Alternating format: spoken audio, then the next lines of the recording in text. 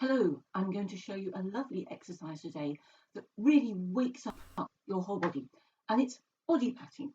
So we're starting off with patting our lower legs. Pat your feet and the soles of your feet, so lower legs, coming up your thighs, outer thighs, inner thighs, around your belly, around your buttocks, up across your front, gently around your nipple area, and then patting up the tanned part of your arm, and then up the palm, up the front of the arm, both sides,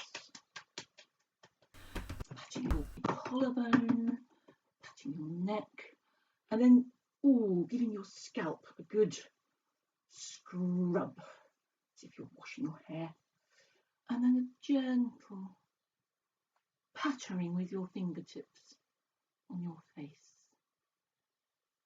around the eyes. This is quite useful if you have dark skin under your eyes. There we are. So there we are. Useful tip, particularly the kidneys. The kidneys sit just here, and there's a lovely Tai Chi, Qigong exercise where you brush your kidneys like that. That's also nice. So there we are. There we have it. Body patting. I am Christina Raven, osteopath and cranial osteopath. If you would like to subscribe, there's a subscribe button down there. And I'll see you again soon. Bye.